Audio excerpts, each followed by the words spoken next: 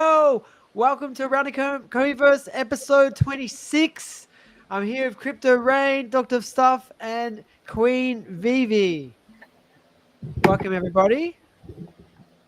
Now, just in case we've got some new viewers here, I'd love everybody to introduce themselves. Rain, could you start, please?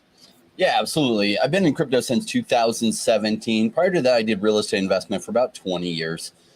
My focus in life was to become rich because I grew up pretty poor and I wanted the options that come with having money. And so I've studied that my whole life, how to have money.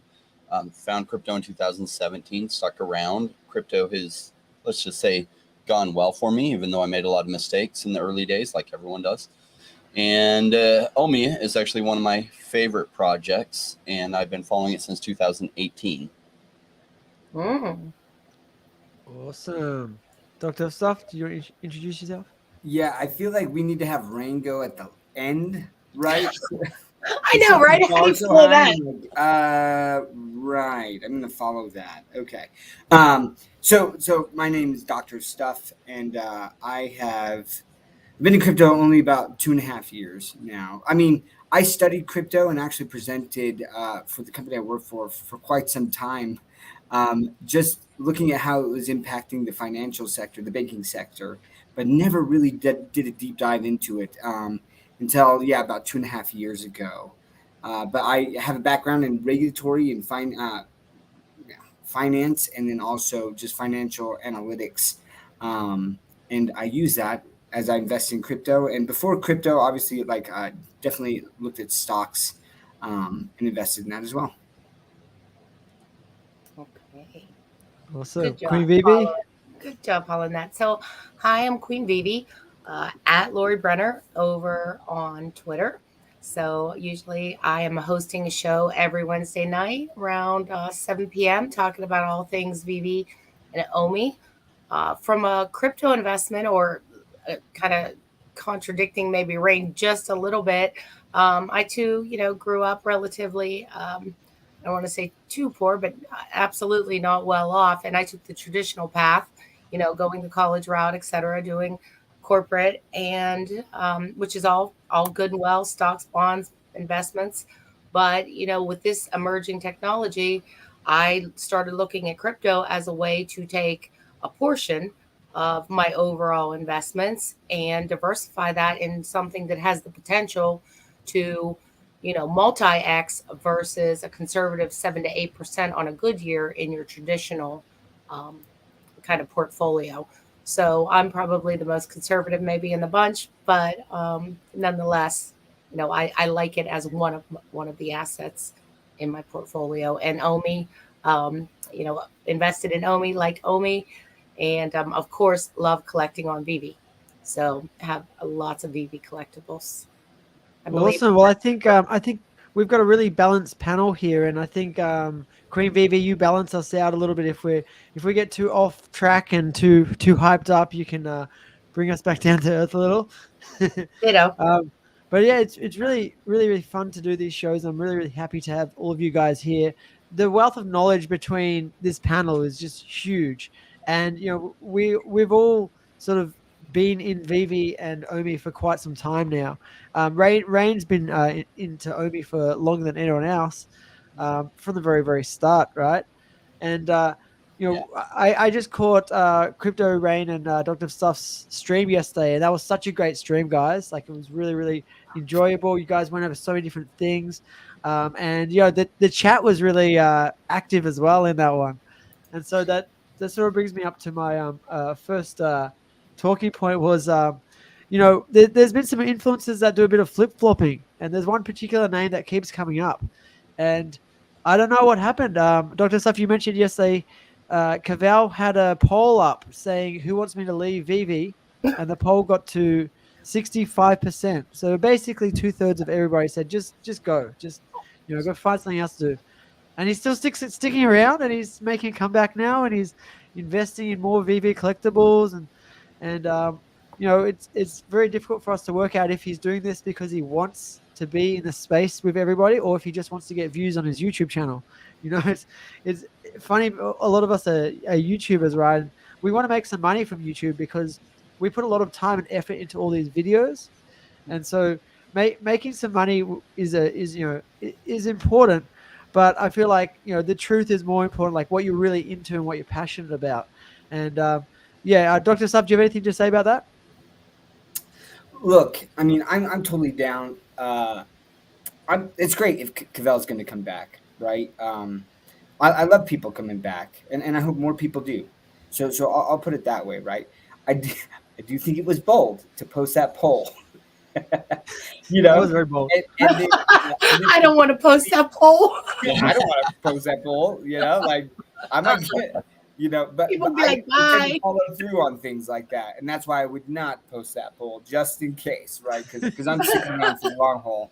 But hey, props to him for swallowing his pride. I don't know if he deleted the post after that or if it's still up. That'd be amazing if it was still up. But yeah, I did a tweet. We talked about this. I said this yesterday with Rain, but people can leave VeVe, but they can't leave VeVe alone. And so then I tweeted that out as well, right? And there's just a power to what VeVe brings.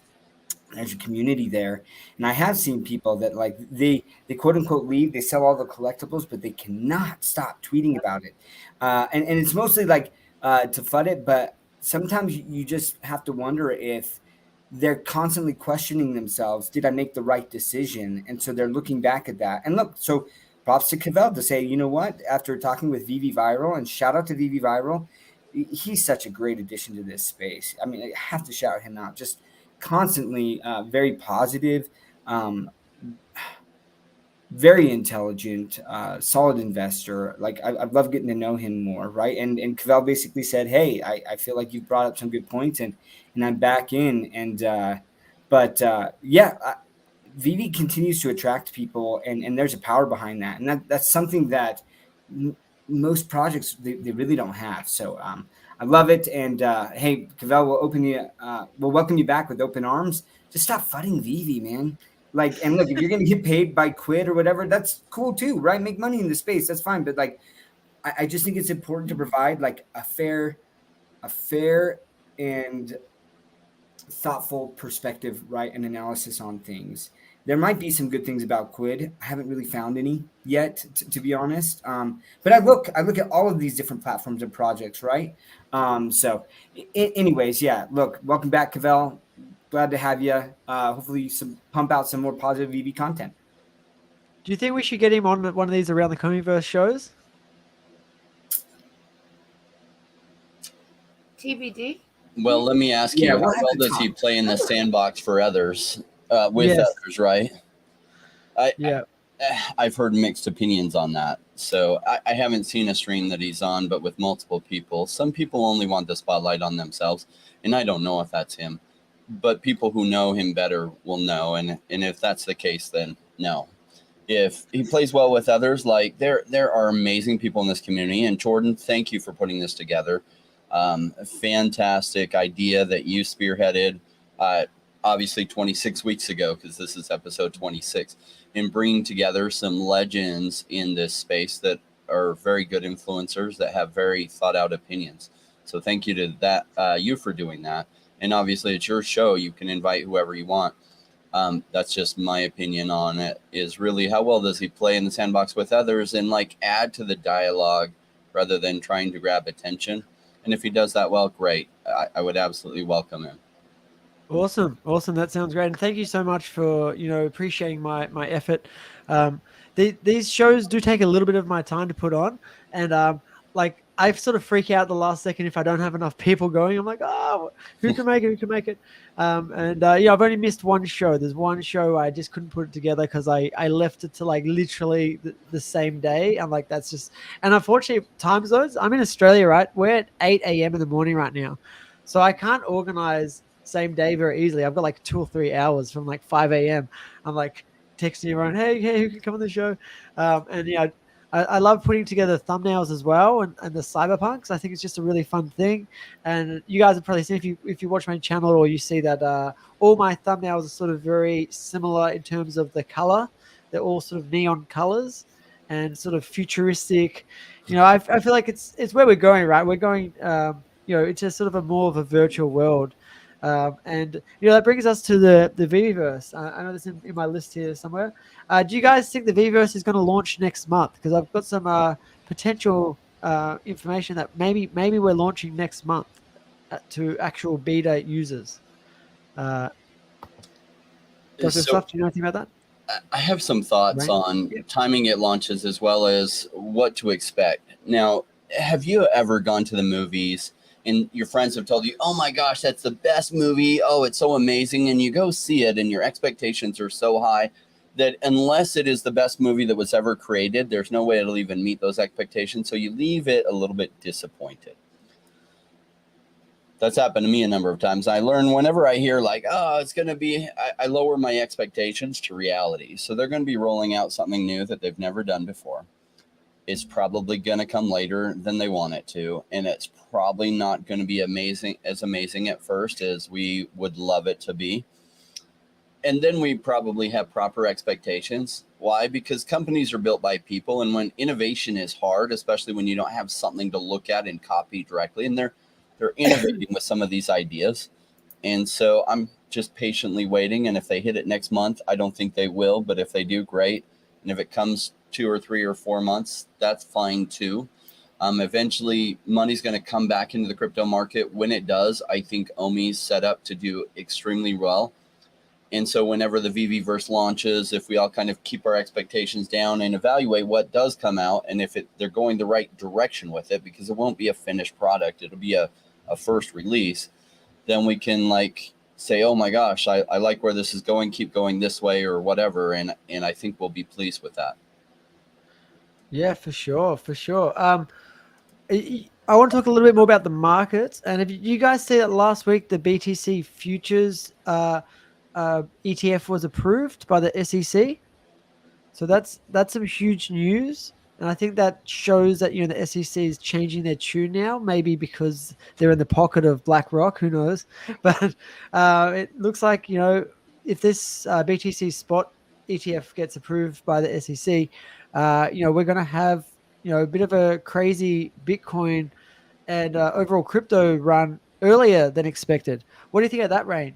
You've been in this Yeah, I'll give my while. thoughts, and then I'm curious to hear what Doctor of Stuff thinks about it because he's got a fantastic background for this type of analysis. So my guess is the SEC is playing political games because futures contracts are a great way to actually suppress the price of something and not get as much adoption. So when a spot ETF is approved, then those exchanges actually have to hold Bitcoin. And what that is going to lead to is more purchasing of Bitcoin. It's going to allow the prices to go crazy, much like when a spot gold ETF was approved, the price of gold, and then a whole bunch more were approved. The price of gold rose dramatically.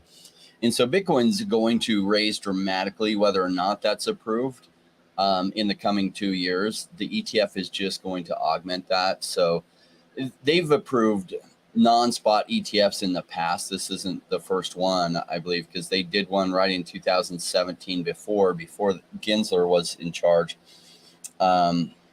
So I don't see that much has changed with that. I hope BlackRock or one of these other ones seeking approval get approved because the spot ETF will make a huge difference. And my guess is Gensler was paving the way for some of his friends in Wall Street to be the first ones to have the ETF. I would love to be wrong on that. I don't think I am. I think he does play favorites, and it's disappointing. Look back at why he didn't go after himself for shilling Algorand 4 years ago, right? When he went after some influencers. Why didn't he actually go after himself for shilling what they've now deemed to be a security and probably had some kind of financial interest in it? Why? Because I think he plays favorites. For sure. Dr. Stuff, what do you have to say about the Bitcoin ETF? Yeah, I mean, I think Rain nailed it. I don't know if the futures ETF is going to have a significant impact to the price of Bitcoin. I think it's exciting for the space, right? Like anything that adds to it, but nothing like the spot Bitcoin ETF will provide, and just the money that will flow into the space because of that. As you have all of these massive institutions purchasing the Bitcoin to be able to handle that. So But I think it's coming. It's been interesting because I follow a lot of different financial analysts and things, and some are like, look, it's not going to get approved. This is just BlackRock signaling to politicians that we want Bitcoin, and it's going to take a little bit more time, and I don't know how that's going to get structured. And there's others that are just like, they look at that number of how many ETFs have been approved that BlackRock has requested. I think it's like 365 to 1, right? Only one's been denied, but one has been denied before, right? So we'll have to see what happens there. But overall, I feel like, and I think everyone can feel it, right? There's just this positivity. There's this energy, not like I'm sensing it in the VeVe community, but just in the overall crypto space. Like, it's kind of this slow snowball starting to roll down the hill, and we're catching momentum, and people are starting to see it, and they're starting to feel it. And that actually like helps it, right? Because then they start talking to other people kind of get attracted to that, and it builds and builds and builds. So even if it doesn't get approved right away, I think it bodes very positively for the space that several massive institutions like this are trying to get that spot ETF. And I do think that the pressure will mount, and we might have to see how some of these lawsuits, I mean, I think the Ripple lawsuit is kind of coming to an end here, right? And what really comes out that way. And maybe Gensler sees the writing on the wall that this isn't going to happen. So yeah, he tried to do all of this FUD right beforehand so that his buddies could get in and pile in. The results of the lawsuit will come out, and he probably already knows what's going to happen. And that really opens up the space, because maybe XRP or Ripple isn't a security, which then means a lot of these other lawsuits that they're slapping on will fall or fail as well. And he knows that. So it's very interesting time in the space for sure. Yeah. Queen VeVe, do you have any thoughts on the crypto? I think that was very well said. And, would it really be that big of a shock for, anybody to think, people in higher power are going to help their friends? If not, have you not seen it in your own life? That's just the way it goes, right? I mean, sad but true. Yeah, definitely. It's a top down, right? Yep. It's going to be really interesting, because if the timing works out that like this ETF gets approved right before the Bitcoin halving, and then the US starts dropping the interest rates, and they start printing money, and we have all these like 4 catalysts happen at the same time, it's going to be nuts. This will be like, some people are calling for a super cycle, and I definitely could see that happening with crypto. I don't know if it would still not follow the 4-year cycle. I think it might still follow it and just have like a giant crash at the end of it. But I could definitely see us going to levels that no one expects. Some people are calling for 100,000 Bitcoin this year, not even next year. But it'd be crazy if Bitcoin got to like $200,000 next year per Bitcoin. That would just make the whole market go crazy. Rain, I'd like to get your thoughts on what do you think the total market cap could get to for all of crypto next year? Because I think it could get to the 4, 5, maybe 6 trillion mark. Right. So at the peak, it hit about 2 trillion, a little over 2 trillion, right? And so it'll probably go 5 to 10x that is my guess. And we really don't have a good measure of what things will go to. Is we get some regulatory clarity from the US. The UK's done a pretty good job of putting out an okay bill. And a lot of other countries are going pro crypto because the US regulator has been so anti-crypto. So they're looking to leapfrog ahead, and I don't blame them. But if the U.S. this lawsuit against the SEC by Grayscale, if they end up winning and they get to do like a spot ETF, and then all these other ETFs come through, imagine the amount of money, because there's not a lot of Bitcoin. There really isn't. There's probably 17 million in circulation. So you don't even have enough that every millionaire in the world could hold like half of one. And so that scarcity hasn't been felt yet. And when it does, it'll go crazy. And then what happens is people think, Bitcoin's so expensive, I missed it. And they're going to look for other things. And that's part of the reason OMI ran really well. Is OMI, number one, had some cool collectibles behind it, some big names. But secondly, its token supply was so large, it made everything feel cheap. You can't even afford 1 Bitcoin, but yet you can buy like 1 million OMI tokens. And so the tokenomics helped propel OMI to be one of the biggest gainers last bull market. Now, it's retraced some from that, but it's not near as cheap as it was last bull market, not even close. I think it's still 20x over the bottom of the last market. So it can get again to where it was before and go much, much higher than that. How high will it go? We'll have to see. Obviously, I pretty much only try to look at things that I think will go 50 to 100x or more. And OMI is one of the few market cap coins that has a market cap that's generally higher that I feel like still has that potential. I don't know if it will. You never know. It's just a strategic guess that you're making, but I feel like the right things are lined up that OMI can be, again, a really high performer.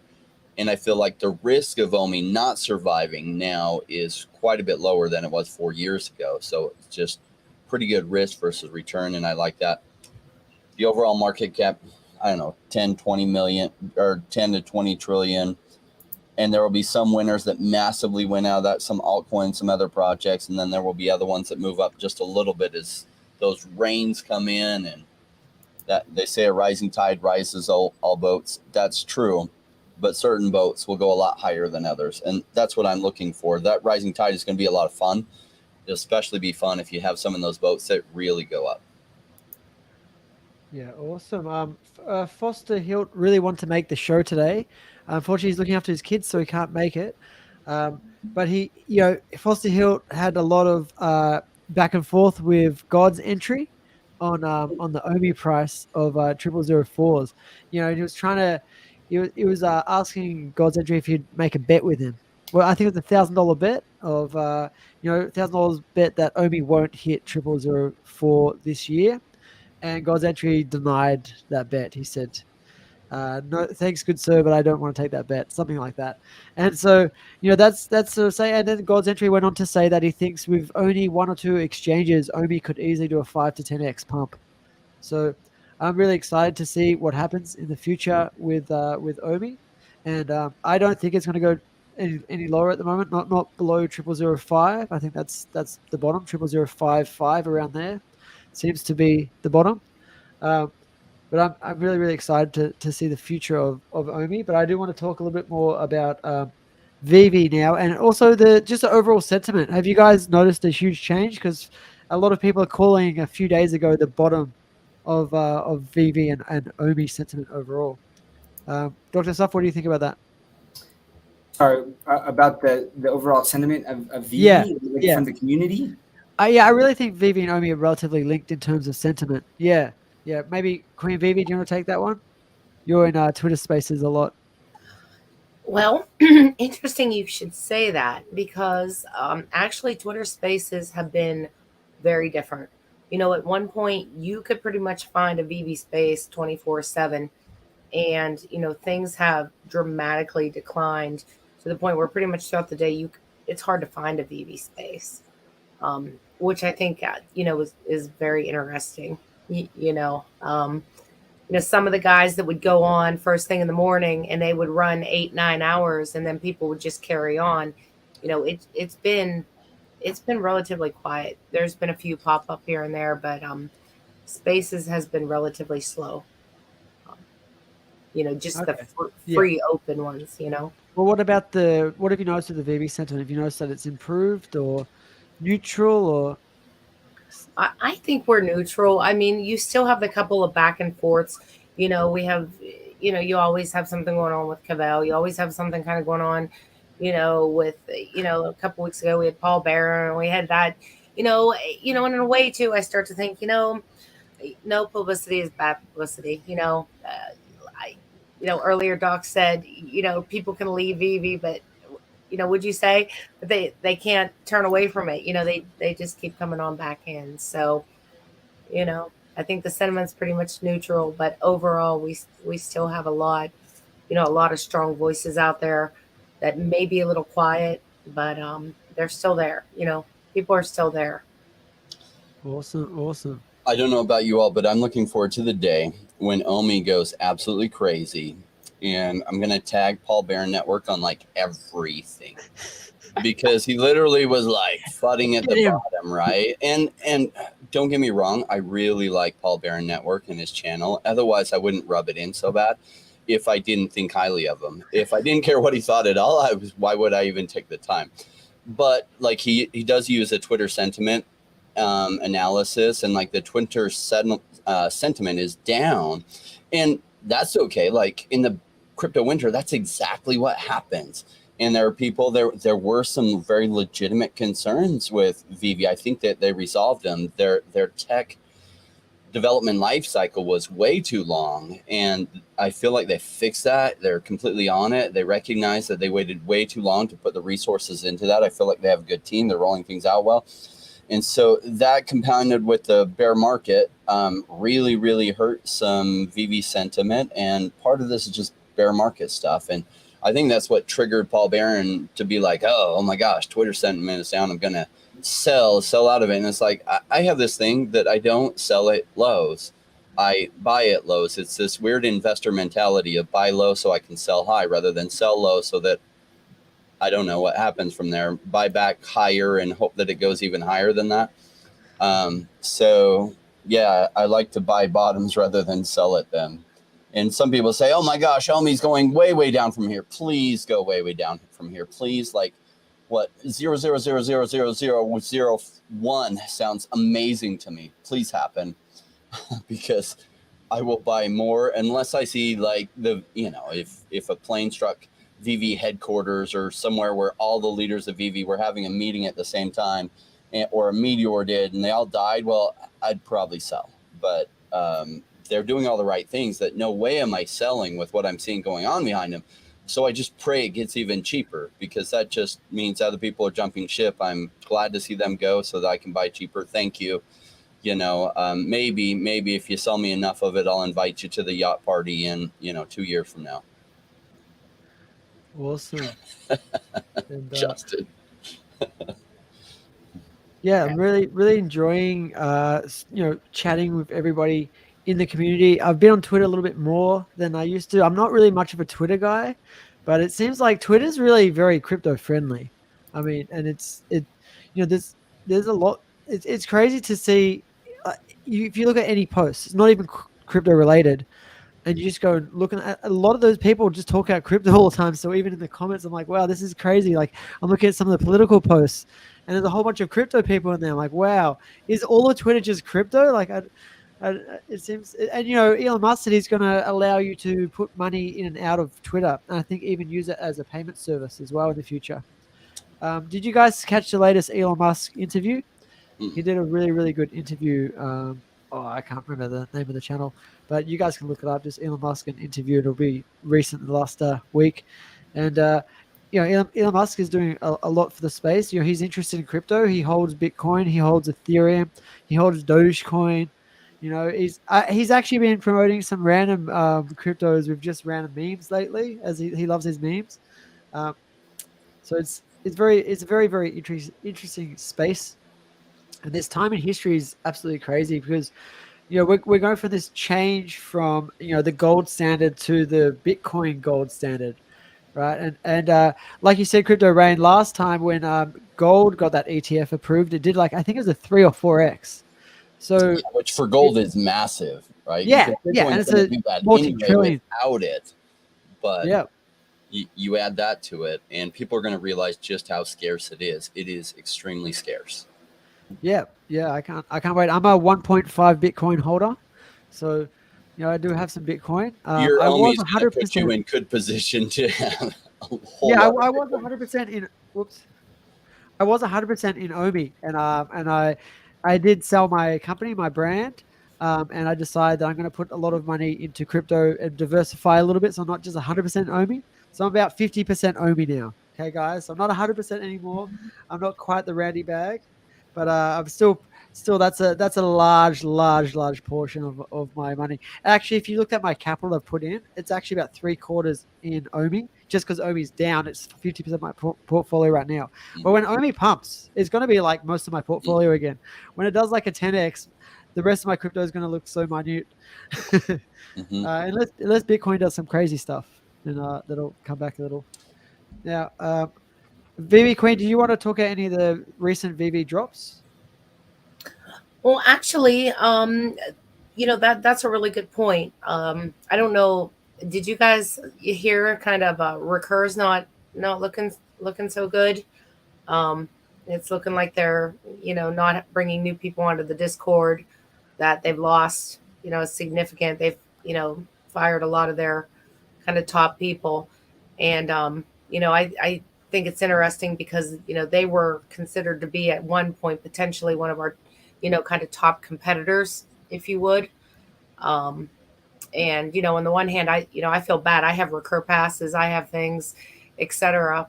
But on the other hand, you know, there is a clear difference. I mean, VeVe is still continuing to sell out consistently, regardless of what's going on Twitter, regardless of how many people are, tweeting or getting on videos, etc. They're still continuing to bring it and you know sell out on the VeVe side. So I think that's important. Now they did hold off. Do you guys with Hulk #1 because there was a lot of feedback saying until you get the comic waitlist in place, that's really not fair. So they did acquiesce, and that's kind of on hold. So we know Hulk 1's coming as soon as they get the waitlist for the comics. So that's I think it's going to be $20, 10,000. I believe it's 10,000. So that's 200K right there.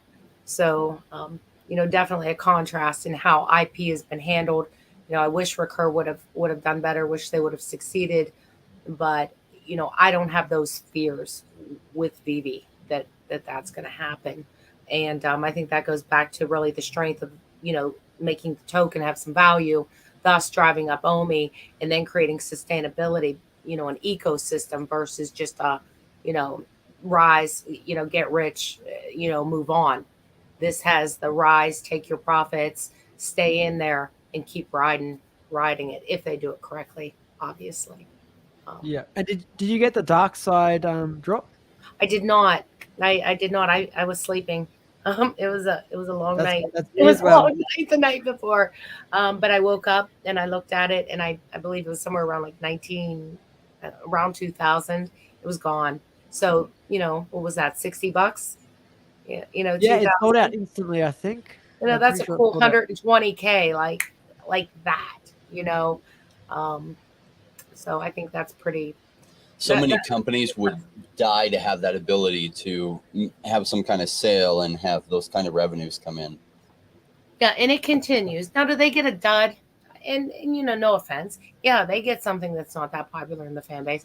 For the most part, though, even, dare I say, crappy comics or speculative comics are still, people are still for $7 a pop. It's like, it's still, people are still buying. And I think that's going to continue. So that's Dr. Stuff, my assessment did you get the compared drop?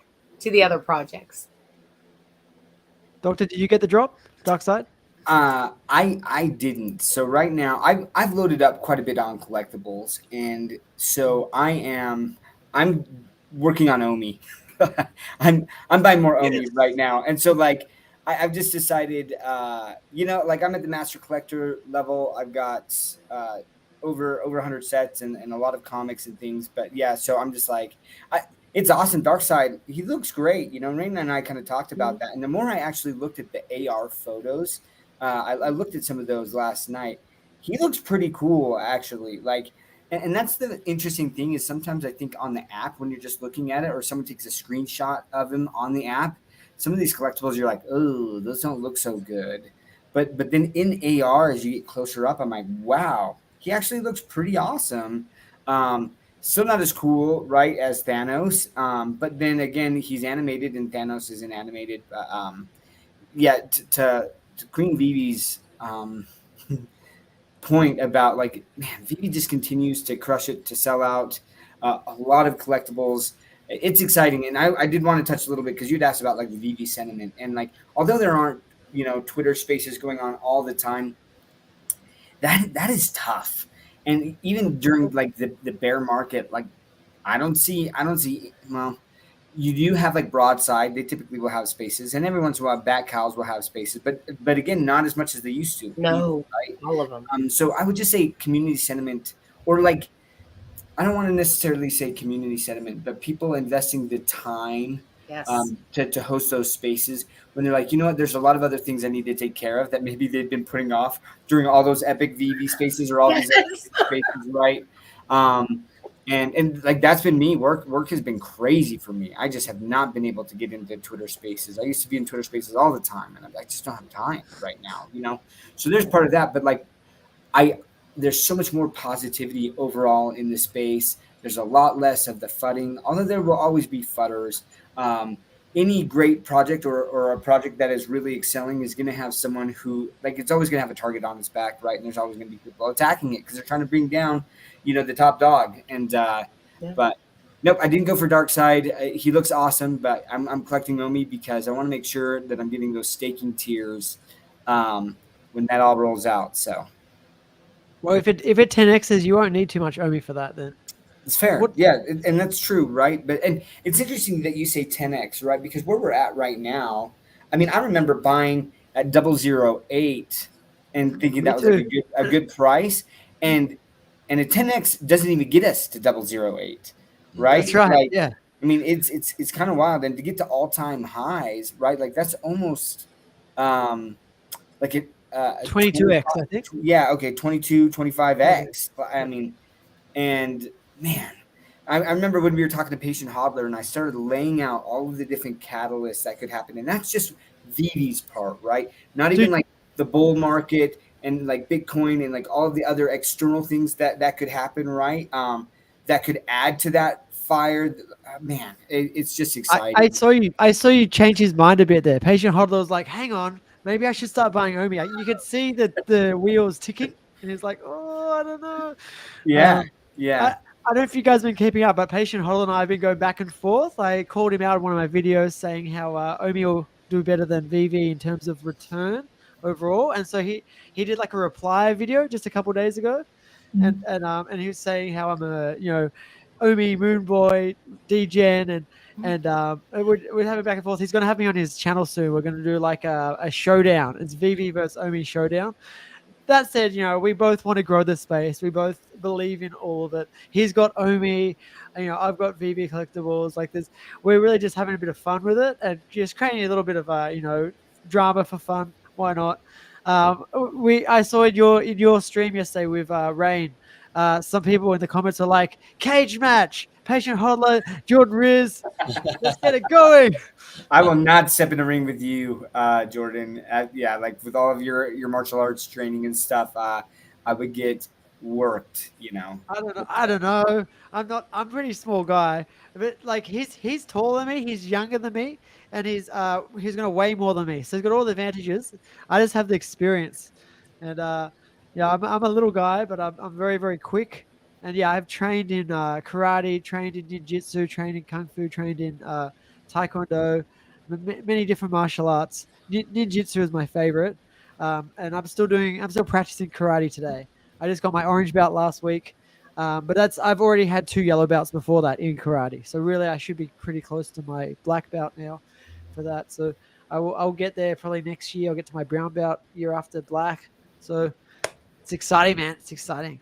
Have you guys seen the Elon Musk and Mark Zuckerberg cage fight all over Twitter? It's crazy. I love that. I would love Elon Musk is going to get his butt handed to him because Mark Zuckerberg has been training and training and training like crazy. And do not underestimate, just because Elon Musk is like 10 or 20 pounds heavier.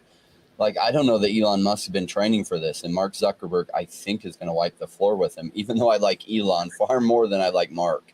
Do you think it'll happen? Because that would be the biggest fight ever. Like, I can't think of anything bigger than that. That would be insane. And did you guys see the training video with Mark Zuckerberg and Lex Friedman? They actually did a BJJ training session together where they were wrestling. I saw the thumbnail. I didn't see how it went, though. I saw some other videos of Mark. I saw it, and Mark looks a bit slow, a bit sluggish. Like I don't know. I feel like Elon Musk is going to bring that energy. and he might just crush Mark with the first hit. Who knows? Elon Musk Maybe is he's just good at playing surprising possum. people. Yeah, I mean Elon Musk moved a sumo wrestler, like the world's best sumo wrestler at one point. He like moved him off the mat. I don't know if you guys know about that. That's how he hurt his back. He was at because Elon Musk is a huge guy. He's like 6'3" or 4" or something. He's pretty tall, and he's fairly muscly. So it's like fat and muscle. But he was at some sort of costume party, and his friends got a real life Japanese world winning sumo wrestler at his party and surprised him with it. And he had to fight this sumo wrestler. He said the adrenaline went on, and he went crazy, and he just like lifted up the sumo and like moved him off the mat, and he hurt his back. So got some back issues from that. But so he's a strong guy, Elon Musk. That's why he challenged Putin to a one-on-one fight, right? He's not scared of conflict. So I would love to see Mark Zuckerberg versus Elon Musk. That would be like, I don't know.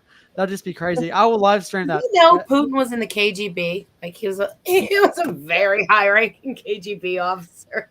Yeah, he's an old man now though, and like I said, in the moment, if you have enough adrenaline, you can do some pretty crazy stuff. I've been in some real life fights before, a couple of street fights. Not proud of, but I was defending the people in my street. I had a house party, and it got a bit out of control. This one guy, he got drunk and he was off his head, and he smashed a window through my friend's rear windshield of his car. He smashed the window. And like it was a crazy time, and he ended up accidentally hurting this girl, and I had to put him down. So I ran at him and took him down, and easily won the fight. And this guy's taller than me, bigger than me. He had a pole with like concrete slab on the end. He pulled out a letterbox. It was nuts, and I beat him easily. And then my friends came over and they started beating the crap out of him. I had to put my body between them and him. They would have killed him, so he would have gone to. Like we would have all been in big trouble then. But yeah, so I've been in some crazy situations, and I know what can happen. And you just need to have one good hit in the moment. So it doesn't matter how much training you have, really. It's all about that moment. Do you guys watch UFC at all? I know this is getting off topic, but it's a bit of fun. Any of you guys watch UFC? Yeah. Yeah. Did you guys see that Conor McGregor versus the Cowboy matchup? Conor McGregor just literally ran him over. It was like watching a slow motion car accident. He just basically he shouldered him, and he won from that one shoulder. He was just over. Conor McGregor's energy was just so in that, and the Cowboy wasn't feeling it, and he just took him over. Within 3-4 seconds, the fight was pretty much over, and that can happen sometimes. Putin really effective in judo. Yeah, it would be really interesting to see all these crazy matches. Like we've seen a lot of YouTubers do cage matches and fights. Even Graham Stefan that I watched. You guys seen him, the financial guy? He's done some boxing matches and stuff. With No way, YouTubers. I didn't. Yeah, you got to watch him. He did all right. I think I don't want to give it away who won or lost, but he did all right. But like it's such a funny thing now. You see Logan Paul getting these big fights, with all sorts of big famous people, and Jake Paul as well. Now he's getting all these big fights, and it's just crazy how you can just. If you're an influencer now, you can just sort of do whatever you like, and they can just out of nowhere they can be like, okay, let's just start doing some boxing and get these crazy and they sell out these shows that no one else could ever sell out as big. It's a wild world. Like, imagine if Mark Zuckerberg and Elon Musk do a like a cage match and they put all that money towards charity. Like that would be pretty awesome. Yeah, that's what they said they wanted to do. So speaking of Elon Musk, did you guys ever hear what he wrote about what the future would be like and what he wanted to do with payments way back? I think it was even in the very early days of PayPal, where he talked about where mobile phones were not the powerhouses they are today, where they're like computers in your hand. Like back then, mobile phones looked like a brick that you carried around. And he had these visions for what he wanted to do. And 3 years ago, when he sold PayPal and took an exit from it, also he had X.com. I think X was the what went with it, and he bought that back 3 years ago. And I think Twitter is part of going back that direction. And you mentioned about being able to send things to people. I think he's going to take Twitter light years ahead of where it was, kind of when he bought Tesla, because he didn't create Tesla. He bought it and he took it from a failing company to a very successful one. And Twitter was doing all right. They had some revenues. I don't even know that they were revenue positive, but he went through some hurdles there and some backlash for having truly free speech on Twitter. But I think, what if it became the everything app that a lot of people are fighting for, but you could send payments through it? What if it becomes a massive competitor to YouTube? Like, look at where he's going with video alone. Look at where he's going with influencers coming on that use video. What if it dominates it? And then it's truly free speech, because we all know YouTube isn't free speech. I got in trouble because I said some very correct things 2.5 years ago during that, that big time of whatever, the Rona. And instantly the growth on my channel went from 4,500 a month that I was growing at to almost stopped within 2.5 months in the middle of the market, right? And so it's not free speech. And as good as this platform is, like, I love that you can go in, you can learn just about almost anything on YouTube, and it's incredible. They're shooting themselves in the foot by censoring like what actually ended up being true. It wasn't the approved narrative though. And so anyway, they haven't gone back and unblocked my channel. I still have some like hurdles there that really slows my growth. So any of you who do like the channel, I appreciate that. Helps it grow. But I'll do a shout out. Everybody please like for Twitter to own the video space. Yeah. Please, everybody, like and subscribe to Dr. Stuff, Crypto Rain, and go find Queen VeVe on Twitter as well. And and your own. Come on, Jordan, you got to shout out yourself. Yeah, like this video. Too, guys. I'm assuming that if you're watching this, you're probably already subscribed to Jordan. But if you're not, definitely subscribe to Jordan. Woo! Thanks, guys. And Rain, to your point, Elon Musk in that interview was talking about Twitter a lot, and he said he's going to bring on video calls, phone calls, like he's going to have encrypted messages. He's going to bring on a whole bunch of features so that Twitter will be a place that you don't need to leave. So maybe Twitter will end up becoming like a messenger. It'll be becoming like phone calls, like Skype or whatever you use. It'll also potentially be, like YouTube. You can end up having Twitter do a lot of different things. And he does have that X, x.com, that he wants to make an all-in-one investment place. So you can buy things, sell things like a bank. You can do all these different features, and like he wants X to be like an all-in-one solution. And he said the scope of X is so big that it could end up being like 50% of all the financial system in the world. Yeah. And if anyone else said that, I think they're absolutely crazy. But when Elon Musk talks, I listen, right? He's done a lot more with his actual actions than even he has with his words. Like he's going to send rockets into space, and he does it, right? He's going to make an electric car company in America, which has never happened before, never been successful, and he did it. He helped with PayPal. So he's a guy who's turned things around. He's turned Twitter around. So Twitter's now, I think, revenue positive. So I know you're getting at that as well, Rain. But he said, at the start, he was like, this is not going to happen. But he managed to put all the things in place and get enough people to get those, blue check marks and pay $8 a month or whatever. I was just going to say that if you want a blue check mark, you pay your $8. That's going to bring in some revenue, right? Over, I remember first people were like, I'm not paying for that, and then like a month later, and that peer pressure or whatever it is, it just started creeping in, and pretty soon now, and I'll go into different spaces and I'll be like, wow, like are you guys paying for it? Because I'm not paying for it yet. I pay for it. You do? Yeah, I might do it just to support Twitter, not actually because I need it. Well, and if things change down the line, I mean, if anything does have, like you said, given his track record, there is potential that this can turn into, the go-to place. And if that's the case, it's only kind of smart, I would think, to kind of hedge your bets and try to put some of your, some of your efforts towards building that space if that's where it's going to be. So, yeah.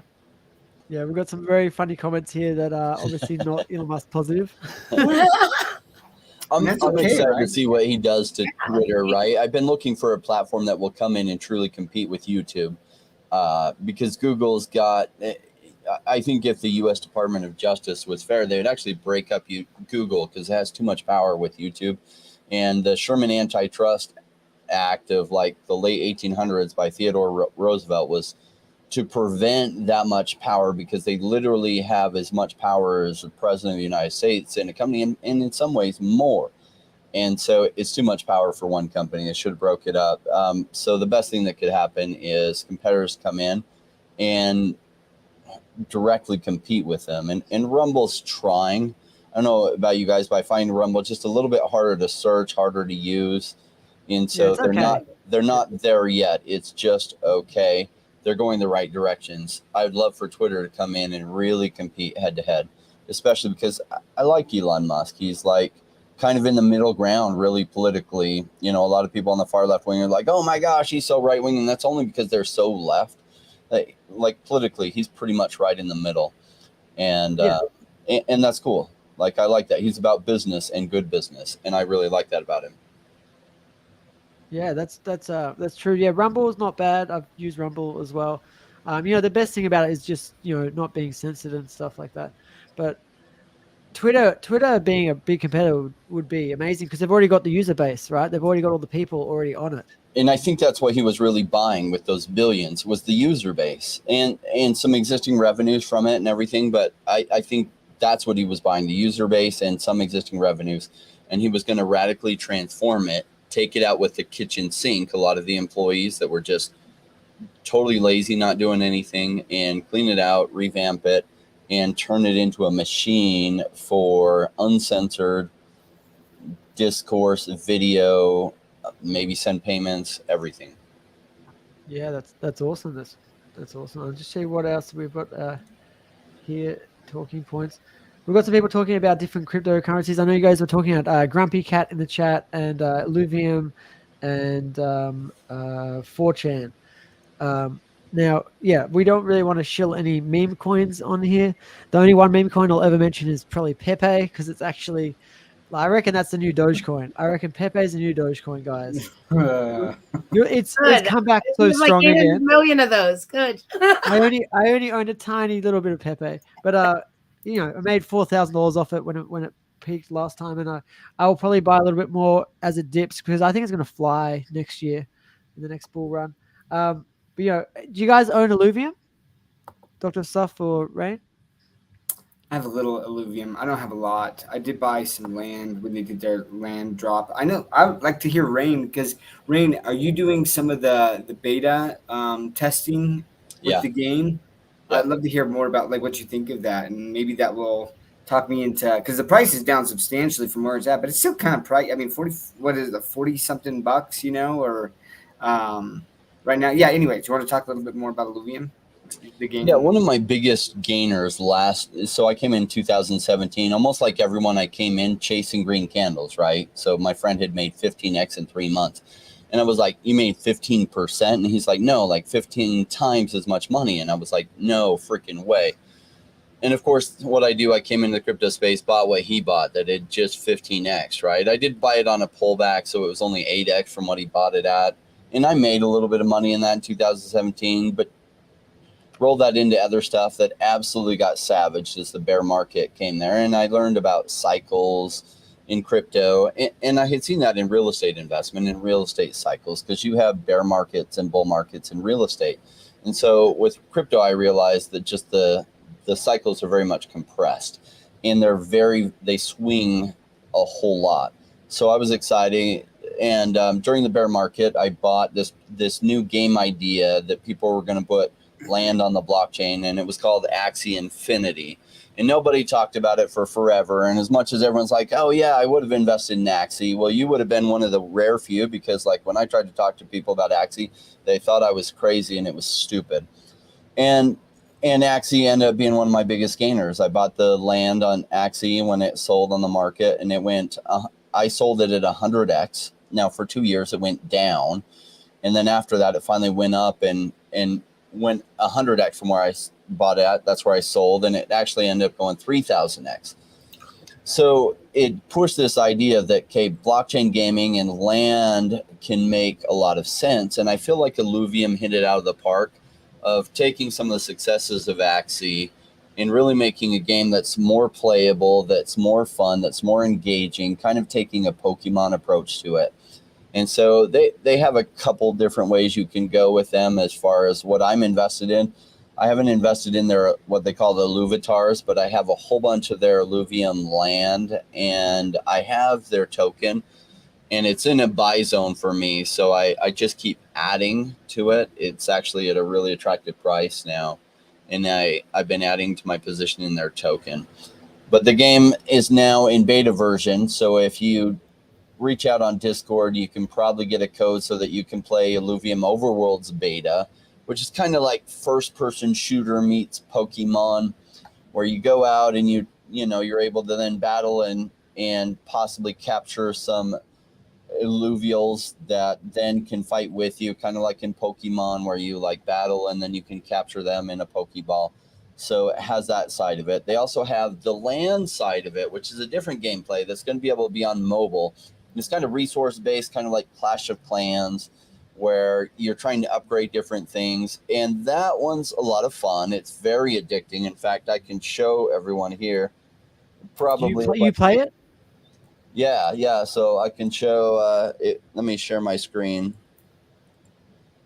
I also purchased some Alluvium land on the land sale, the first land sale.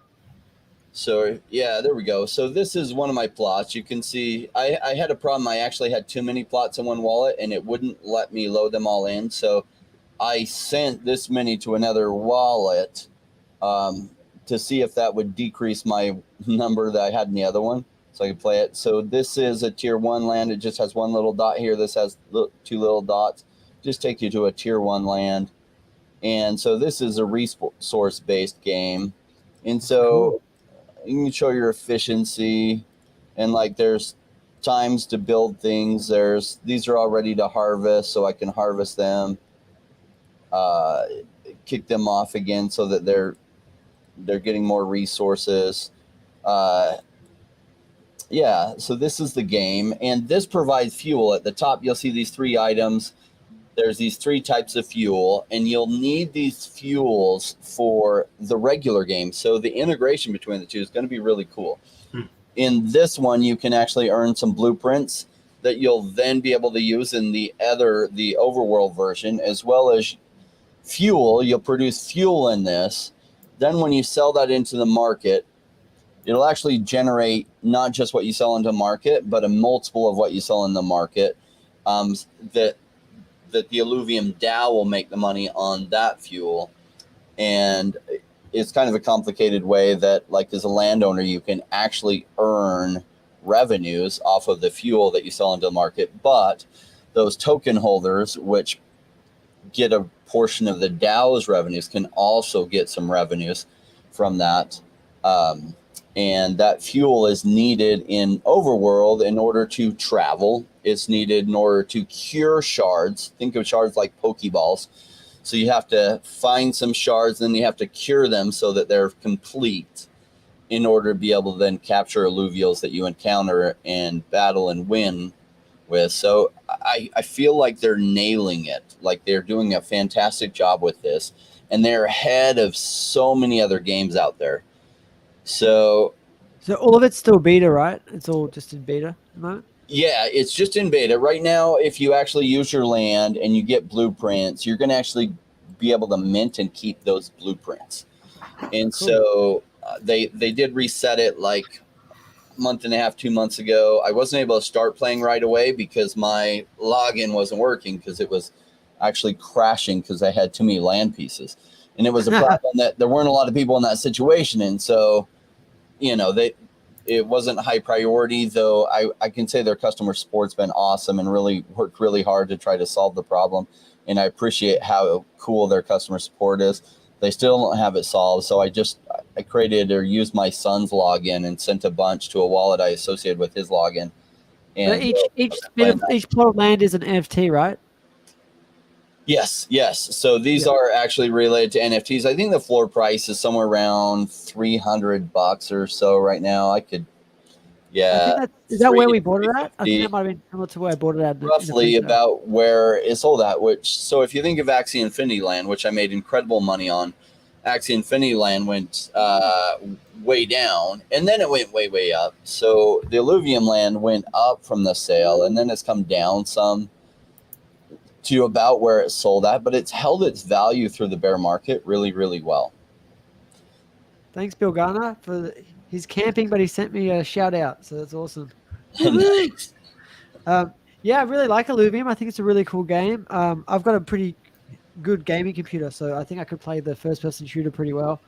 But yeah, like you said, it's more about it's sort of like Pokemon meets Fortnite, I guess. Yeah. and so that overall game you just showed us, like the top-down view, that's getting all the resources that you can then use in the game. You need land in order to play that, and so if you have land associated with your wallet that you associate with your login, then you can then those plots will show up and you can use them, and so you automatically qualify for that beta. To qualify for the overworld beta, you have to go on Discord. In fact, Jordan, I could probably connect you to somebody who might be able to help you get access. A lot of times they want to kind of win it or reach out, and I just went on and kind of interacted with some of the devs, and because I had a channel, they're like, oh yeah, you want to cover it? I'm like, I do want to cover it, so could you get me in access? And they were cool enough, they got me access. Oh, awesome. I'll take you up on that later on. Sounds like fun. So do you want to do any OMI TA at all, Rain? Are you interested in that one? Yeah, I could share what I'm looking at on this. And Queen VeVe, while we're waiting, I just want to find out, are you purchasing any specific VeVe collectibles at the moment? Is there anything you're looking into? I've been, here, but I'm still buying, so, Yeah. Yeah. And you said you're buying more OMI as well, I hear? We have been. We've bought a little bit more, but we do the same thing that you guys talk about. I don't know, Jordan or Doc, I don't know which one of you guys mentioned, like, you sit there and you go, okay, partner statue, really want that partner statue, and it's a 2-2, and then for a while there you were looking like that's 3 million OMI, so it's like constantly, it's just this battle between, is that OMI going to go up more than that partner statue, and that back and forth? So, the idea with that battle is kind of like a real life every day. Yes. Well, that's why I made that video about VeVe versus OMI.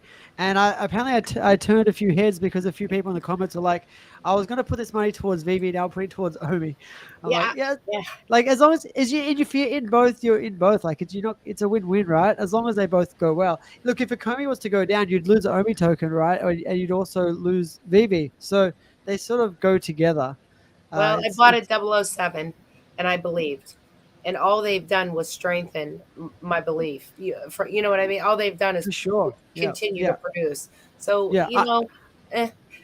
it's kind of my first buy was also 007. And then I bought all the way down, and then it went up again. And then I also bought it 008, like Dr. Stuff. I think I've bought 1 or 2 million of OMI there, which is crazy because right now that would be like, that would be like 20 million OMI. Crazy. More. So no, why not buy the same amount at this price? That's kind of what we do. But he got in a little earlier on it, but still, that was where I bought. Rain, it's all yours. What do you? All right, no Rain. Perfect. So one of the ways that I evaluate where the token's at is because the price of the individual token doesn't tell you the complete picture. You've got to know what the token price times how many tokens are in circulation to get an idea of how expensive or cheap it is. So that is what we call the market cap. So the number of tokens that are in circulation times the current price, and the market cap is at 164 million. And so, okay, 164 million, that seems like a whole lot. What is this? I forget, they changed around the layout of CoinMarketCap, and I don't know now where to see what that is in CoinMarketCap rank as far as like how many is behind or ahead. Overall, this is still a heck of a lot higher. In fact, it's 20x or higher than it was last bear market. So last bear market, it would have been 10 million or less. And so we're looking at this and it's like, oh, that seems kind of high. Well, where can a project like this go in the next bull run? Could go into the tens or 20 billion market cap, which would take it about, well, if it went to 20 billion, that'd take it about 100x from here.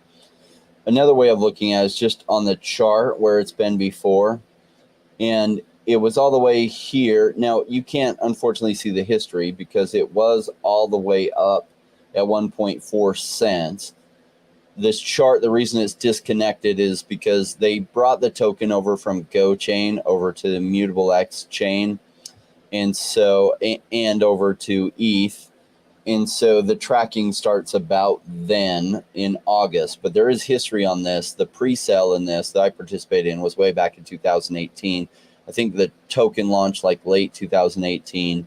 And so all that history, unfortunately, we can't see. Go chain. Yeah, it's on the Go chain. Yeah, you would see in the history that it was a heck of a lot cheaper if we were able to see that way below this point.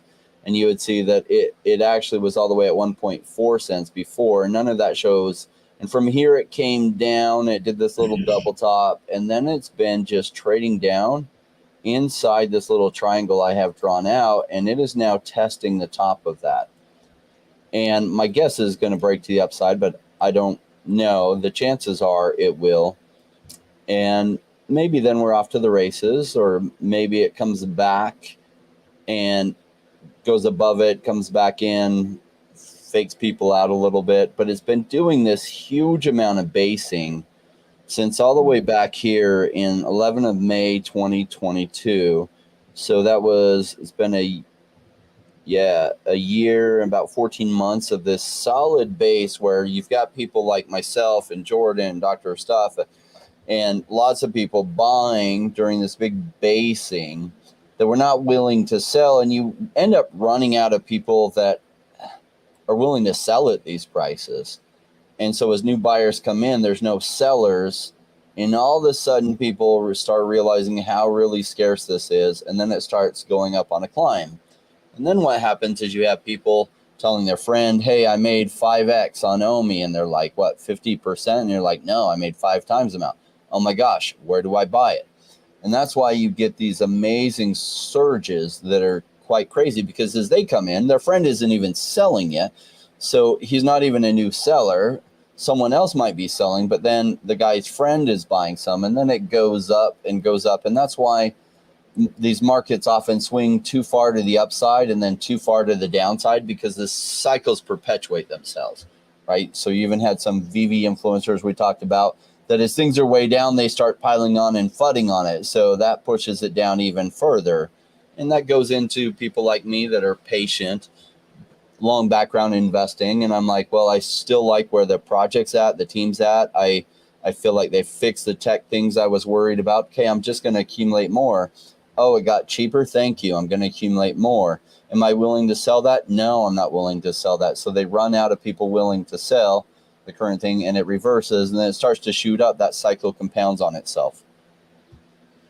Yeah, that's very, very good analysis of it. And where you are you good at predicting time frames, or is that something that's sort of impossible at this point?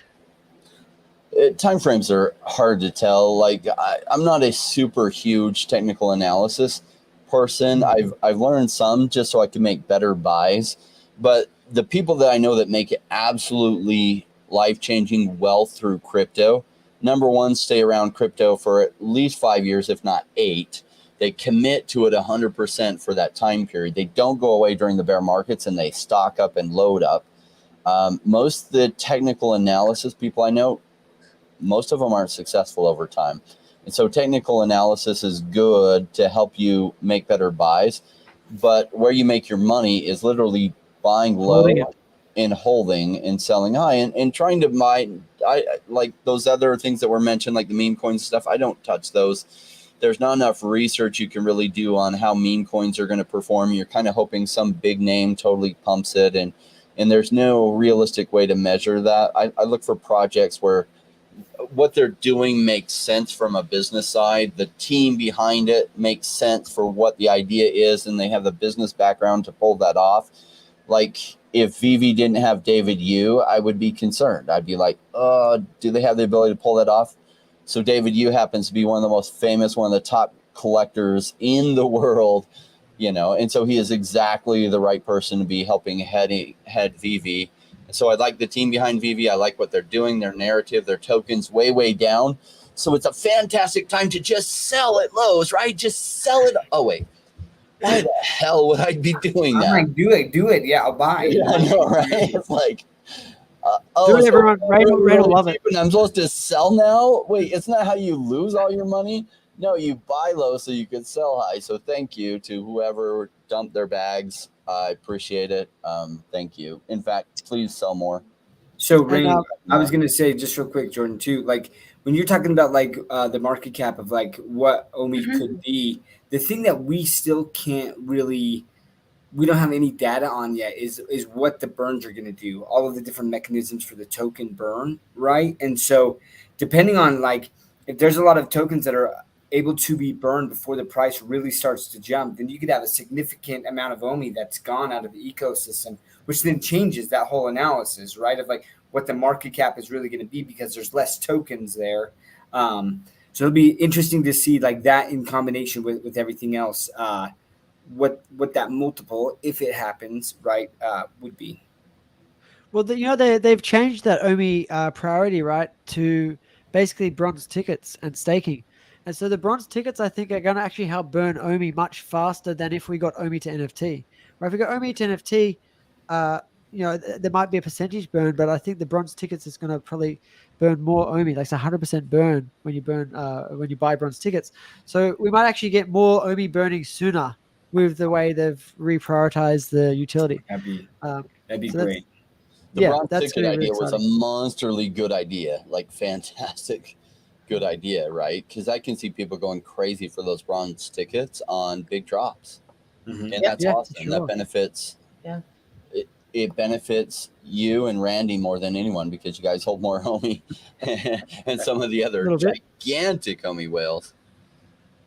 But I like that it's tied to like just $1 worth like of OMI, whatever OMI price is, right? Because then people aren't worried about trying to hold it. Like they will buy. It doesn't matter what the price of OMI gets. It could be like $1 million for OMI, and they're like, I don't care because I'm just using $1, right, to do that. And so like it'll, no matter what the price fluctuation is, there will always be a chunk of OMI that's just taken out with some of these drops, And there'll be burns. I think that there will be burns on most things. Honestly, like depending on what it is. And then obviously with the grails, there will be substantial burns. But on a lot of the things, I'm like, you know what? Like I really want this. I'm going to throw my hat in like to hopefully get like an extra chance at this, right? Maybe it's just a few bucks or something, but that gives me more chances. Yeah, that makes perfect sense. I'm very, very excited for it. And I just wanted to say a few more shout outs to NFT Hero and Cool Mo. Good evening, fam. Thanks everybody for watching so far. Really, really been enjoying this show. I know Queen VeVe, you're doing a show on Wednesday. Is it this week? Yes. You're doing Queensport? Yes, I'm going to have CEO of Cryptoys. Will is going to join us. So I think we're going to have a really good conversation. Awesome. So make sure you guys check out Laurie Brenner's Twitter channel. Yes. And Rain and Dr. Stuff, have you guys got anything planned for the next few days on YouTube or? I've got the founder of Litcraft coming on tomorrow. If you haven't heard of Litcraft, the company that built the Devio blockchain and also the game Litcraft.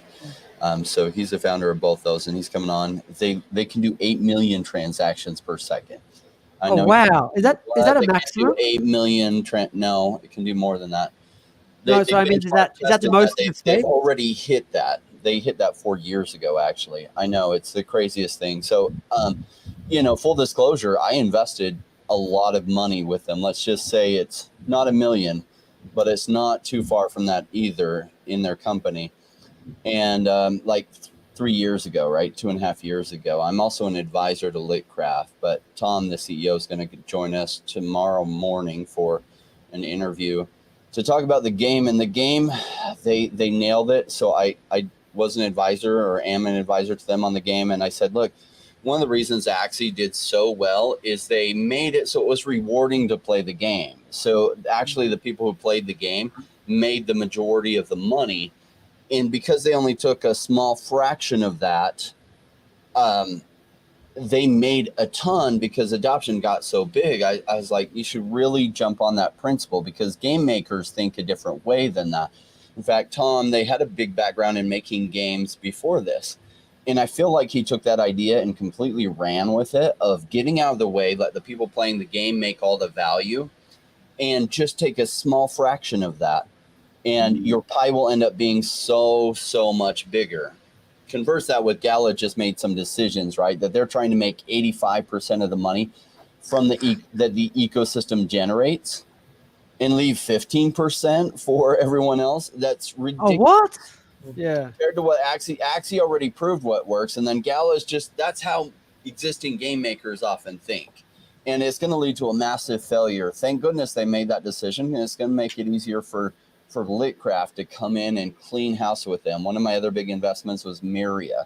And, if Myria doesn't go stupid and make stupid decisions like that, and just make a small amount and let the people playing the game get most of the value, and you will have hundreds of millions of people eventually playing your game. That is the way to go. And then you just make a fraction on it, kind of like Elon Musk having people pay $8 for their Twitter thing. It adds up over time. It's a massive amount of money. And so, yeah, we've got that on my YouTube channel. It'll be, I think, 8 a.m. Pacific time. Oh, cool. Awesome. Well, shout out to Rain for that. Make sure everybody subscribes to his channel as well. I probably want to keep this about an hour and a half, so I've got another 15 minutes or so. We've got a few more chats over here. Bill Garner. Any of you guys invested in Earth 2 at all? I know Randy loves his Earth 2. I'm not. No. No. And we've got some more shouts for Luvium. Gives back. Yeah, Luvium did a great job with that too. And Kieran Warwick joined me like before they launched their land, and I asked him about land, if he was going to do land. He said, I'll only do land if we can figure out a way that I can make it make sense. If people buy the land, they can earn some value. And he put a ton of thought, him and all the rest of the team. They did a great job in coming up with a way that the people having the land can have some value. The truth is, the current metrics I don't like on their land, in that when you sell one, like say you sell one of the fuels into the ecosystem, it generates 19 more. And so literally the landowners are only making 5% of the revenue from the fuel. And they did it that way because they first made their commitments to the ILV token holders. I think that metric is too off. I've made the argument to some of the people that give the steering decisions for Illuvium that they really need to change that. At most, it should make 9 more, so that 10% goes to the landowners, if not more than that. But like 19 is ridiculous. And so really, where does the rest of the fuel go? The tokens or whatever they are? So it gets put into a balancer pool. So say you sell into the balancer pool. We use kind of pools in Uniswap where you exchange from this into that, and it gives you the money out.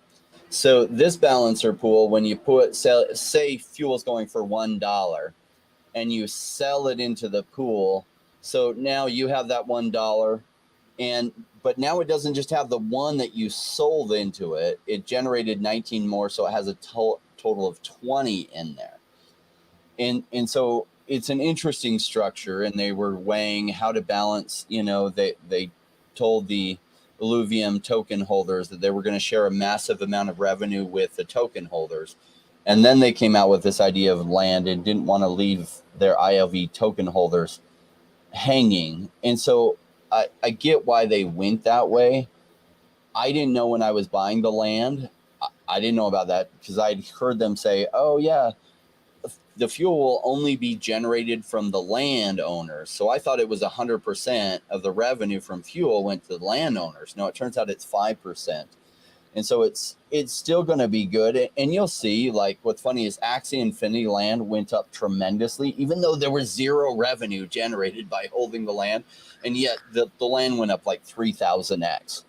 So I don't love the metrics. The land will still probably do really good anyway. But I think a number different than that, maybe like 50-50. Like, okay, you sell one in there, it actually generates one. But are you saying 95% of the fuel goes to or goes to the token holders, the ILV token holders, or is it split somewhere else as well? So yeah, whatever the split is with the ILV token holders, and it's pretty generous to the ILV token holders. So they need a lot of transactions in order to be able to continue making the game and surviving. Axie Infinity made $1 billion in revenue just with a 4.25% transaction tax, which is absolutely incredible. And so Illuvium isn't redistributing like 95.75%. It's not that high back, but it's still pretty high. And I think that part with the ILV token makes a lot of sense to me. I think the land will do a lot better if the 19-1, like, I don't like that. I don't like that side of it, but I'm not going to try to be on the council that makes those decisions because I don't follow any one project that closely to like make it my whole life. And so all I can do is talk to the team members and talk to council members and see if they can understand where I'm coming from. Economics and business operations and the psychology of people behavior is what I'm good at. And so I make a good consultant. I mean, that's what I graduated from the university and went into business consulting with a company called Accenture. And so, yeah, I hope they change that. It'll make the land do better. And as the land does better, because there's still a transaction tax when you sell your land. And so I think the DAO will make a ton more because the value of the land will go up tremendously, more than it otherwise would. So we'll see which way they choose to go. Bill Gardner is saying that the Earth 2 has a similar way they make fees with fractional fees. So maybe they've taken this approach by looking at some other projects. I'm not sure. But we'll see if they fix it in the future or what they do. I have a couple plots on ILV, Luvium land. Dr. Stuff, do you have some land as well? Yeah, I've got some land. I have not had the time to play it or look into it. I was like, you know what? I'm going to let Rain get into all of that, and then I'll give him a call. I'll be like, how do I walk me through some of this stuff? I just haven't had to. But, hey, I wanted to address Philip's question real quick. I mean, and we've been talking about this a little bit, but, apparently there was a video with Daniel Lee. Shout out to Daniel Lee. Really like Daniel Lee and blockchain. Andy that has put him in doubt. And I'll say this, right? Like, I think it's good to take to listen to a lot of different voices on any project because you don't want to walk in with blinders on, but something catches you off guard, right? So I think it's important, and especially like someone like blockchain Andy, like the guy apparently hates the VeVe community and thinks most of them are idiots, and I blocked him because of it. It was just crazy. I don't block people, right? Because I do like to hear like opposing like views, but when it's just malicious attacks and just name calling and stuff like that, it's unreal, like what he's done, and that's sad. But at the same time, I think it's important to listen to some of those things and say, hey, is there something here that I am missing? But for me, I am definitely bullish on VeVe and Omi and what they're doing. And again, there was some concern that we've talked about, like in December, like they just weren't getting things done like that. That cycle of actually completing things was so delayed. They would promise us things that it wouldn't happen, right? But then Mitch came on and, he made a mistake and promised us some things that, like right off the bat that didn't happen. And I think that he learned very quickly. He's like, you know what, that's not how I'm going to do things anymore. And it's just building that out. So the team continues to put out things. That 2 weeks cycle or cadence of production is there. It's in play, and we're seeing it every 2 weeks. There's updates to the app. Sometimes even earlier than that, right? We're seeing little things. And then on top of that, like Omi's day is coming. And it is funny, and I have to laugh at the people who just complain that like all the Ecomi tweets out is just like retweeting whatever VeVe does. And it's like, Yeah, and right now there's not a lot for Ecomi to tweet out, but that's going to change. That will change, and I think that they are being very careful around the securities laws and some of that uncertainty to ensure that they are not. Look, they have some of the biggest IP in the world. You don't think that the SEC will target them if they think they can? Absolutely, at some point. So right now they're trying to go under the radar and make sure that OMI is structured to look less and less like a security, so that even when the SEC goes at them, they might say, well, maybe initially when you guys did the raise, it was a security, but now how it's acting is completely not like a security, right? And then there's some things as like, will it be called commodity later on, right? Like there's a lot going on there, but its day is coming, and I do believe that there are going to be exchanges. And with the OUP, or the loyalty program that's coming out, Ecomi's going to have a lot more to talk about. So I am buying more OMI right now than I am VeVe collectibles. That's where I'm starting to put more of my funds. But very much so. So I'm sorry, Philip, if it's got you down, but just take a step back, right, and try to take out the emotion of everything. And this isn't for everyone, right? This is still risky, and I want to make sure that people know that. Like, no project is a guarantee. But I try to take out the emotion, and I look at it objectively and say, does this make sense? And what I see the team doing, the IP that they have, the way that they are building out now, how cautious they have been. You know, we see all these other people, and they're like, well, this company is doing buybacks. Why isn't VeVe? And it's like, well, that will be a security. Like, the SEC will eventually go after that token. So all of these things combined, I really am excited. And I think that out of all of these projects that I'm looking at, man, they have just an exciting ramp that they are slowly going up right now, and it's gaining speed as it does it. And so for me, it is where a lot of my focus is right now. Awesome. Queen VeVe, do you have anything to add to that? Are you're focusing more on OMI at the moment, or are you really 50-50 on the VeVe side? Yeah, like I said, it's a battle every day. You know, I kind of was hoping for that, you know, double, 000 full, you know, waiting a little bit, and now it starts bouncing. I don't know, what was it, like 5, where was it, 5.9 somewhere, almost getting close to 6, and then it's like, you know, it's over 6 now. Is it? Yeah. Who did that, by the way? And Daniel Lee bought some. So you know, we just go back and forth, unfortunately, but we're still buying collectibles, and a little bit more OMI in the future here. But there's so much. You know, I listen to Crypto Rain. Every time I listen to him, it's like, and my husband too, it's like Cardano. You know, like, and then there's Bitcoin, and there's Cardano, and it's like, my goodness, there's not enough right now for some of the opportunities that are out there. Obviously, high risk, high reward, just like I said. But you know, there's a lot of things that look really, really appetizing right now in a lot of projects. So pick the one you're most comfortable with. We do have a question here from Matt Hunch. He wants to know what else he should put money in other than just VeVe and OMI. What would you suggest? Well, I can't tell him where to put it. I can tell what else I'm buying, because I refuse. Not only can we not give financial advice, but like, it allows us not to take ownership of our own decisions. So I do cover this stuff on my channel all the time. What I think is also out there that's a good deal that I'm buying more of, and I'm excited about it at the current price, and particularly why, because my goal is for people to learn to become good investors themselves.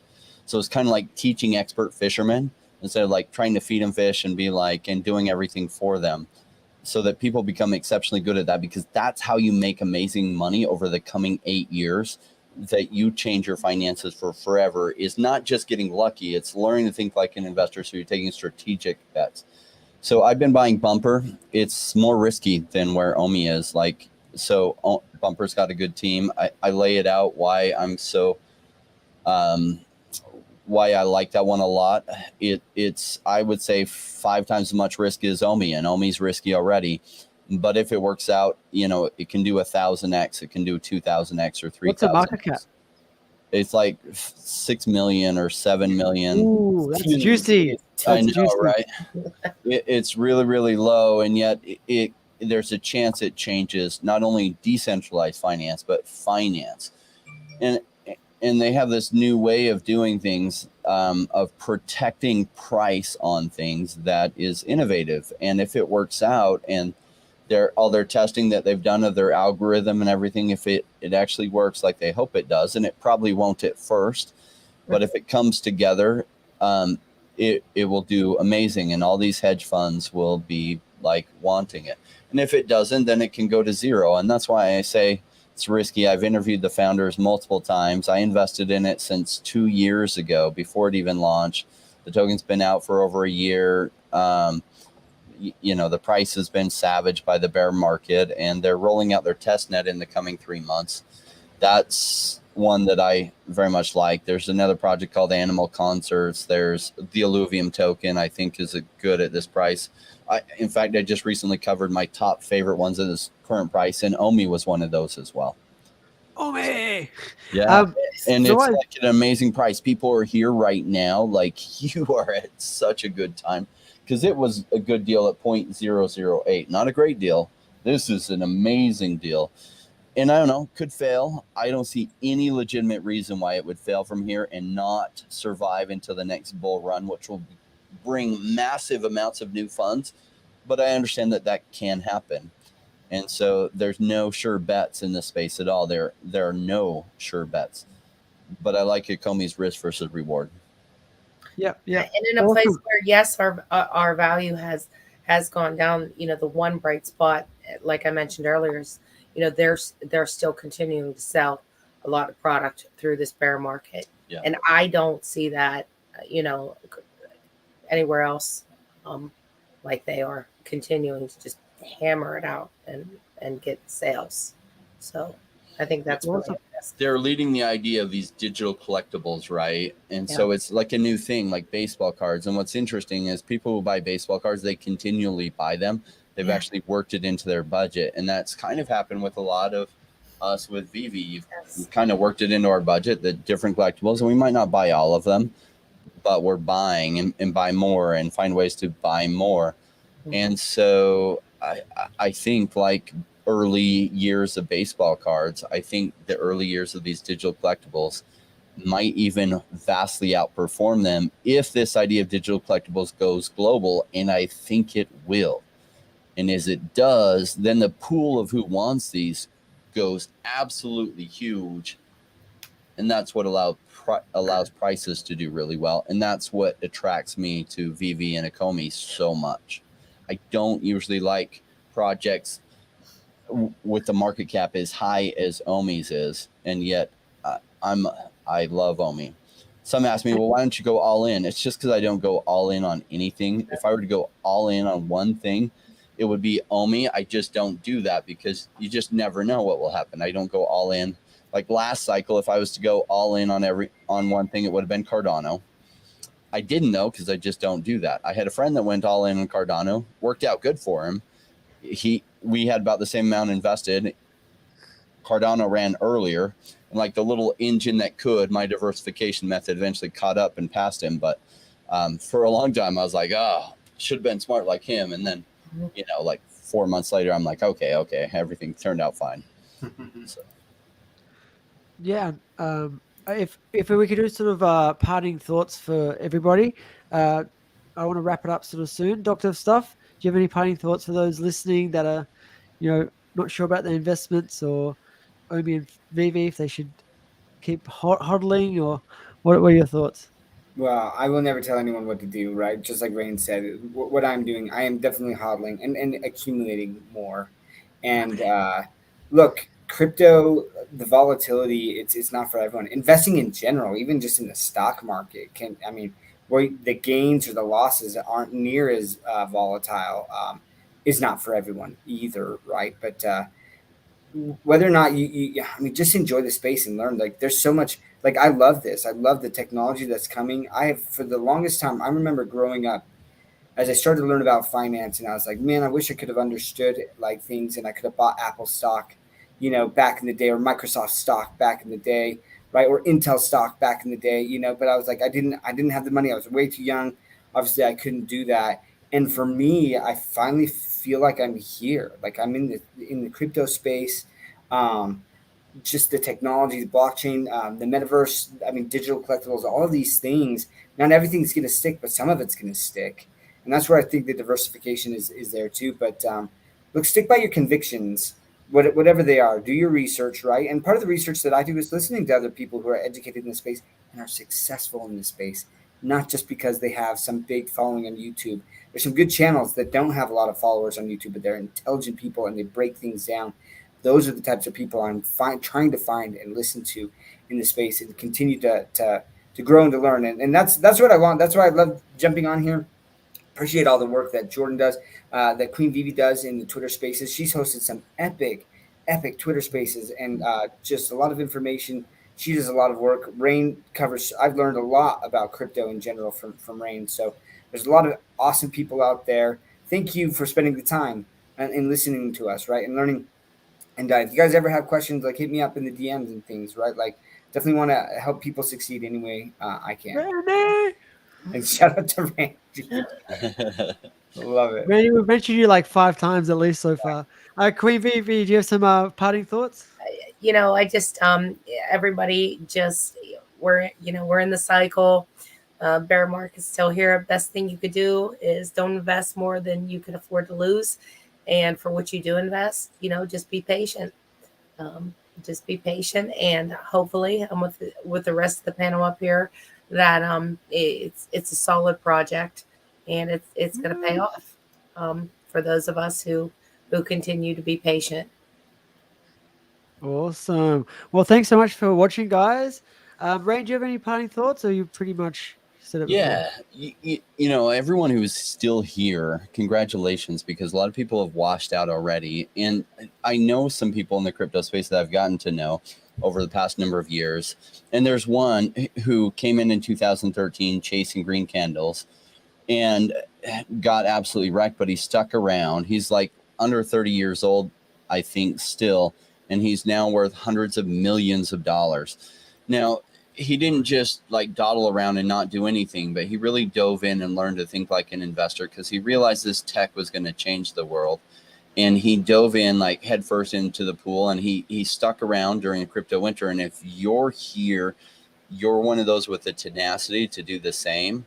So congratulations. And if you will learn how to think like an investor, and there's some of you that already are really good at that and you have a background in that in business. But if you're new to that, what specifically you're learning to think like as an investor, how to evaluate the probabilities of success, how good is the team, how good, you know, what are the tokenomics behind this token, what is this collectible, how does Darth Vader do in other things, how does that, at least if you're here for the money side, if you're just here for fun, you're in a great place too. Some of these collectibles, it'd be fun having the value go up over time.